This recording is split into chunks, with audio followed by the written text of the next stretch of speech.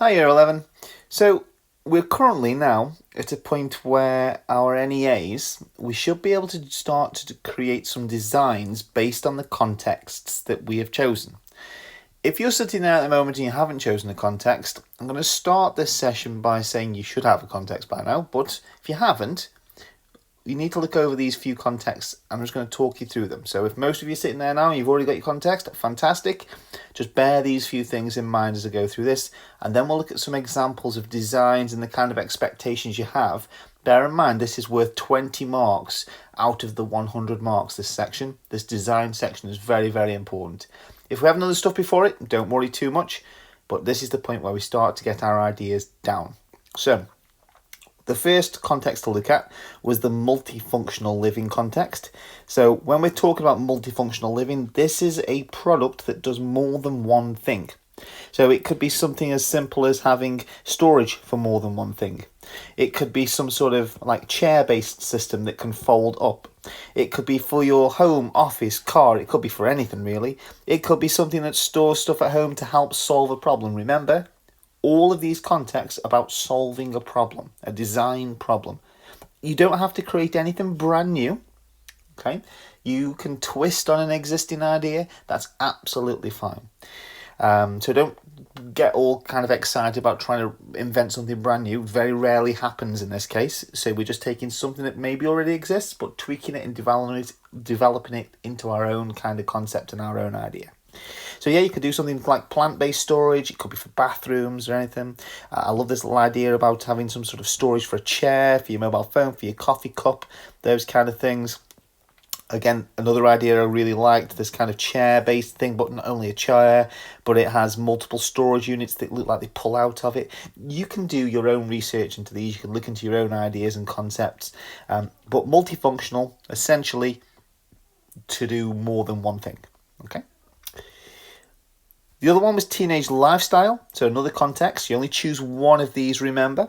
Teenage lifestyle. Now, obviously, you're going to know teenage lifestyle far better than I am, but it could be any product centered around how it would improve the teenage lifestyle or become a part of a teenage lifestyle. So it could, I've just put some basic ideas about thinking about health, thinking about fitness. That seems to be obviously something that's very, very important to teenagers and making themselves look the part. It could be something to do with sports and games. It could be to do with hobbies and interests. It could simply do with social media and how much they use social media and how we perhaps make that more comfortable, or maybe we do something where it limits that and actively promotes them to go outside and get more fresh air and get off these TikToks and actually start doing and living their lives. It could be something to do with, I've put here about staying hydrated, again, more of a health and lifestyle thing, but all relevant to teenagers. And maybe about online gaming, some sort of timer-based system. It could be something to do with healthy eating and exercise, as I've already said. Again, you probably have more of an idea about teenage lifestyle than I am, but you can design a product centered around that. That's absolutely fine. The last one is a context of nature and the environment. So again, you can design any product that's centered around nature and environment. This could be just using natural materials, okay, and then design the product based on that. You could be focusing on this term biomimicry. Biomimicry is where we effectively bio, which means nature and biological, and mimicry, which is to do with copying. So you can take nature and copy it. So think of maybe like a flower-based lamp, or maybe you could look at other nature-based items and think, actually, I could use like the hexagon from the honeycomb. Could we use that and turn it into some sort of storage unit? Or, well, I'm not going to give you too many ideas because that's not my job at this point. It's your job to come up with your own concepts and your own ideas. So how we could protect nature maybe, yeah? How we could do things without disrupting nature. Removing plastics. I think these products here are all about removing plastics from our current society and putting some more natural materials in. Could simply be do with, recycling. Okay, it's all part of the environment. Maybe it's something educational. Maybe it's something that helps the planet in terms of renewable energies and sustainability. It could be something to biodegradable. It could be literally anything that you want to create. Okay, that's focused on nature and the environment. Any of these three contexts you can choose, and you can design around them as long as you can justify your reason for that context and that design approach, that's absolutely fine. I can't say it's wrong, I can't say it's right, but as long as you can justify it, I'm sure you'll be on the right lines. Now, I'll show you a few examples. You're now going to get up an A3 piece of paper, and I want on this A3 piece of paper around 6 to 8 different ideas. Now, they need to be totally different from one another. Along the same line, so for example, if I was going multifunctional living or multifunctional product, then I would probably, let's say I'm going to go down the route of designing a series of different multifunctional products. That's fine. So I could do storage unit, I could do a chair-based unit, I could do something that goes in the bathroom, I could do something that goes in my kitchen. I can come up with 6 different or 8 different concepts, no problem with that. Once you've done your 6 or 8 different concepts, kind of arrange them on a page. I think if I pull up one of last year's, this was like 6 different concepts based around lamps. Basic annotations, in fact they're probably a little bit too basic, but just basic materials, basic idea, what it does. And last year, Ben, in this case, created a series of lamps. That was absolutely fine, no problem with that at all. A little bit of colour, highlighted some of the details, that's great.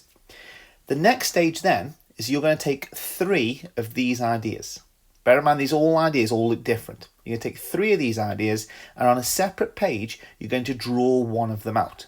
So just to take an example here, Ben has taken that idea there, and he's then redrawn it in the middle of his next page, and he's started to explore it.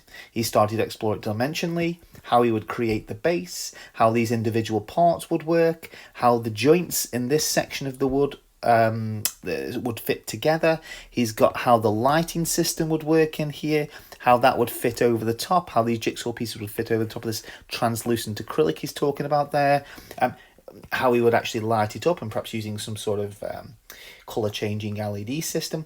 You're going to explore your ideas. You also need to have client feedback on your design. Obviously you probably can't do that straight away because your client needs to look at it, but you're exploring your ideas. I'm going to flick to his next one. You'll then do a second explored idea. Again, you'll draw out all your idea in the middle of the page. Okay, one of your initial 6 ideas or 8 ideas, you'll draw it in the middle of the page, and you'll start to explore it through different drawings and how it would fit together and how it would work. And again, his third and final explored idea is this one here, which if I take you back to his first pages, looked like that actually. So it actually changed a little bit. So he's taken that one, and he's taken something that resembles this one, hasn't he? So his third and final kind of idea was this one, which you can quite clearly see there. And then he's explored different ways of connecting them, how he'd put his acrylic in there, how he'd stack it up, how it's going to be lit with some sort of acrylic tube with LEDs up the middle, some sort of control center he was thinking about, having some sort of rotational system down here. Now, all your ideas are totally different. So you are going to have to come up with your own solutions to your own little problems. But the ideas here are for you to explore your ideas through multiple different ways. So, just going to flip back. You're going to first page of your design ideas, you'll have 4 drawing pages, at least 4 drawing pages. Your first initial ideas page, which is your first one, will have at least 6 different designs on it. At least 6. I'd recommend 8, but if you want to go with 6, go with 6. After that, you're then going to take one of those 6 and you're going to draw it out in the middle of the next page, and you're going to start exploring that idea with further sketches and annotations. You're then going to take another one of those ideas and on a separate sheet, draw it in the center and explore that idea.